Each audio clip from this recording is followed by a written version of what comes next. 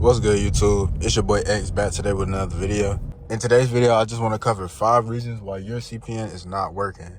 And I will also tell you how to fix those problems and how you can actually start building CPNs so you can make money for yourself and for your clients.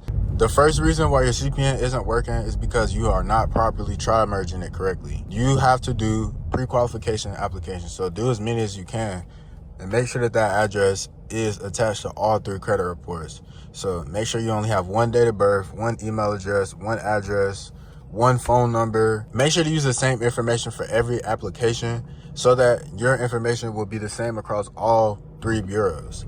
The second reason is because you are not choosing the right numbers. You do not want to do a random number. Now, the last 4 numbers can be random, yes, but it is a system, it is a strategy in order to make a CPN number. You don't just type in random numbers and then say, oh, this is a new CPN number. Third reason why your CPN number isn't working is because you're using false information or information that's somebody else's. So don't just go grab somebody's social that you know and then change the last number. 9 times out of 10 when you do that, the number is already used and yeah, you can't really use it. And if you do build a CPN number on that, it's gonna pop up 2 different names and then it's gonna be fraud. So yeah, don't do that. Make sure that you use the person's name and then generate your own CPN number based off of the state and use the Steve Morse code, man. So if you do need more help doing this, or if you want to learn more, you can always tap into my mentorship class. It's in the link in my bio. You can go get that, and it's literally step-by-step instruction on how to do everything I'm talking about in these videos. Some things I just can't teach on YouTube with CPN information, but you can get inside my class. Now, the 4th reason is because you don't have public records.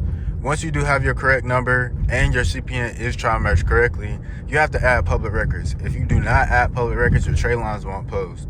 So when I first started out doing this, I had issues with that a lot. So what you have to do is do public records. I do have a public records bot, and it is in the link in the description once again.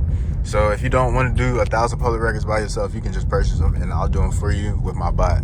The 5th reason why your CPN is not working is because you do not have the correct identifying documents. So you need to have an ID, you need to have pay stubs, you need to have the same thing you would as if you were using a regular social. So I'm not telling you to fake it, but what I'm telling you to do is that you need to have that information. I'm not telling you to make fake pay stubs. I'm not telling you to do anything illegal. But what I'm going to tell you is that they will ask you for pay stubs. So there's ways around getting your pay stubs legitimately. Do what you got. If you do what I told you in this video, you should be able to fix all those problems. Once you fix those problems, your score should be able to post, and you would be able to get into cars, get a new apartment, get anything you really need with a CPN. And if you keep on building up, this is the thing. Y'all want to crash out. Everybody love crashing out. No, fuck that. If you keep building your CPN up, you start making your payments on your credit cards, you make payments on your cars, then you can upgrade. So after a year, 6 months to a year, you can upgrade, get a new car. Boom. You get a new credit limit increase. Boom. Now you can apply for business credit with the CPN. Y'all keep on going. Don't stop. Don't crash out. Keep on going. And yeah, without further ado, it's been your boy X, and we out. One love.